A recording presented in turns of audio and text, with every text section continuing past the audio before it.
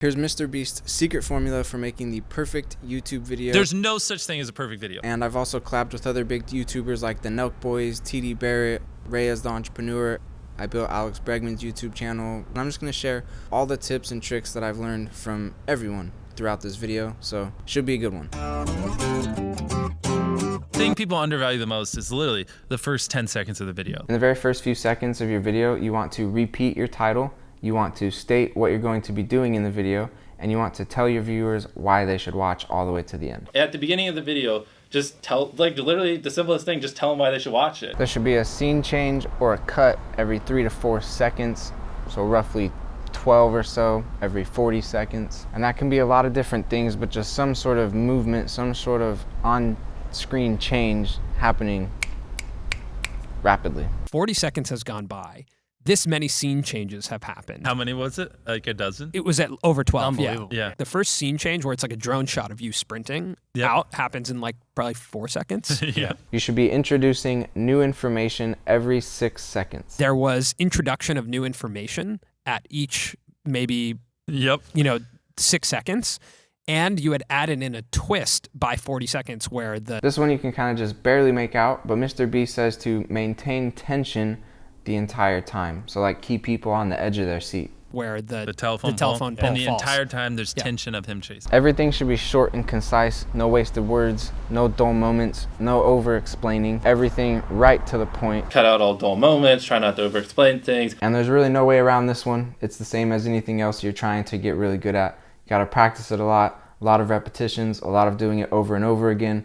So when it comes to YouTube, you gotta upload hundreds and hundreds, if not 1,000+ videos. And you upload hundreds, if not 1,000 videos over the next 10 years. And every single time someone's critiquing you and you're applying what they're critiquing. Like imagine the compound effect. It's really important that you go into YouTube Studio and study the analytics that YouTube provides you on each of your videos and on your channel as a whole. And the main data points that you want to pay attention to are click-through rate. When people see your title and thumbnail, are they actually clicking it? And then retention, once they've clicked it, are they watching? How much of the video are they watching? Are they watching the whole thing, or are they watching the first 10 seconds and then clicking out? There's literally, in your analytics, and most of you probably know this, audience retention. You can see where people click off. And then also your RPM is pretty important if you want to make some money from YouTube ad revenue. Your RPM is going to tell you how much money you're making from those ads for every 1,000 views. Your retention rate should be 70%. If you're not at 70%, then you haven't figured out how to make a good video yet. I told him if he doesn't get 70% retention on a video, then he didn't do something right. And just a few tips for getting higher retention on your videos. Go through your last 50 videos, write down where everyone clicked off, and then just don't do those things again. Typically, if you're doing a longer video, you should introduce like a side story and like you should have some plan halfway through, like to re-engage them so they don't just get bored. If somehow you could have a payoff at the end, then more people are going to watch to the end just to see what happened. One extremely powerful and often overlooked ways to increase your click-through rate is by a better previous video. A lot of creators think click-through rate is just like the title and thumbnail and did they click it, but a lot of it too is did they enjoy your last video? You know what I mean? Like, as if someone watches a video of yours and they loved it, you can bet the next time you're recommended, their chance of clicking is a lot higher. As your videos gain traction and your channel continues to grow, you'll want to slowly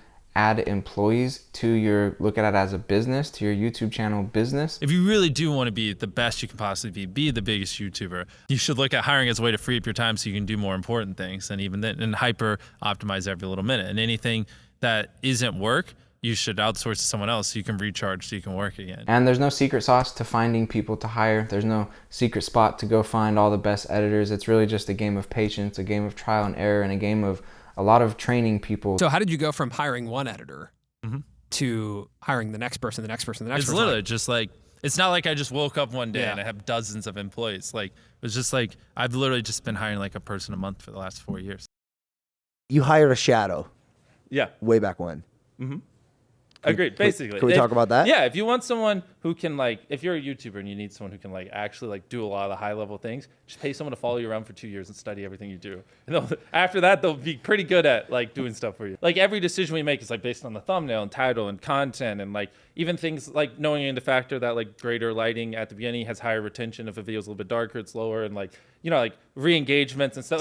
There's thousands of inputs, and someone who you just train up isn't going to get them all. But if someone follows you around, they learn these 1,000 little things over over the course of a year. So then like their like percentage of right decisions are so much more in line with yours. Especially if you're a small channel, just trying to get started, trying to start to grow, you really want to take advantage of search. This is also called search engine optimization.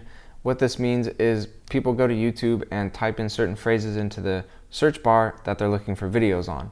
And so what you want to do as a creator is figure out what people are typing into the search bar, and you want to take that phrase and make a video around it and use that phrase in the title of your video, so that when people go and type in that phrase in the search bar, your video pops up as one of the results. You'll see that my video pops up right here, number 1, on this Ecom EDU channel. This video has pulled in way more views than I have subscribers, and that's because of this search phrase. Don't milk a type of content or a series too hard. Don't milk a series too hard, you know what I mean? Keep it fresh and always try to introduce things here and there, and then if it works well, take it and run with it for a little bit, then introduce something else new. I try to, when filming, put in as much work, even if it's like a 15-second part of a video, even if that one little part will take like 10 hours, you know. Wow. But like hypothetically, right? But that 15 seconds is like, wow, like that's great. Like I feel like viewers genuinely notice when you go the extra mile. I don't know if I completely agree with this one all the way. I think you definitely should reinvest some money back into your videos, but Mr. B says to put all of your money back into your videos. Everything you want as a creator comes from making the best videos possible. The only thing I would add to this one is, how can I make the best video possible for the audience that I'm trying to make that video for? If you build it, nerds will come. Before I ever even uploaded my first video and really tried to grow a YouTube channel, I promised myself, I committed to myself that I was going to do it for at least 3 years before I made a decision one way or the other as to whether I was going to continue or not. If you want to be a YouTuber, if you're watching this, right, like, and you're thinking in the scale of 10 years, like if you literally are grinding and you're obsessed and you're just every day studying and learning, and you surround yourself with smart people and you just work like hell, to be honest, for 10 years, like there's probably a good chance you'll make it.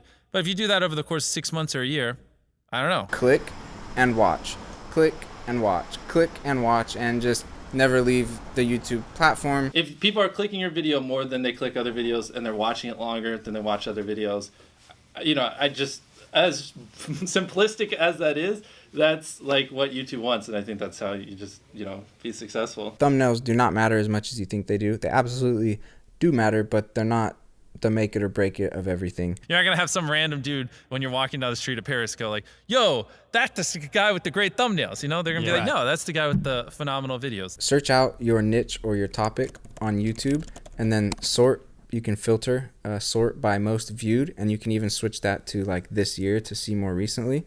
But basically you wanna look at the most viewed videos on the topic or niche that you're making a video on and study the top thumbnails that show up in the first results. Subscribers don't matter.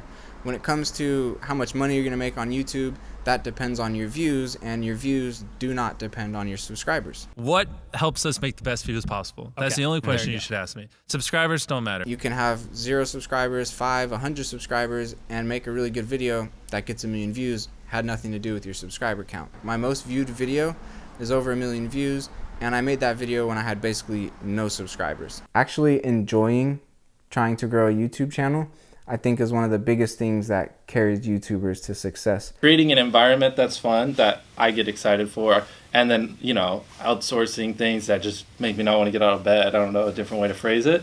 That's what has helped, you know, long-term make me stay motivated.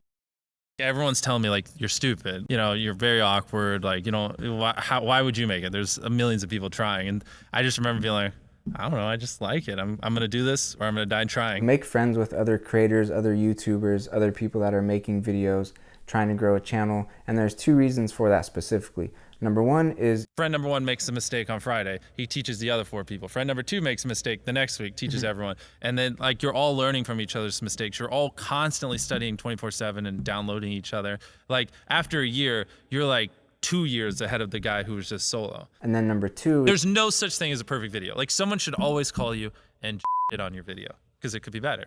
Like that's because imagine if someone does that every video and you upload hundreds, if not 1,000 videos over the next 10 years, and every single time someone's critiquing you and you're applying what they're critiquing. Like imagine the compound effect over that time span.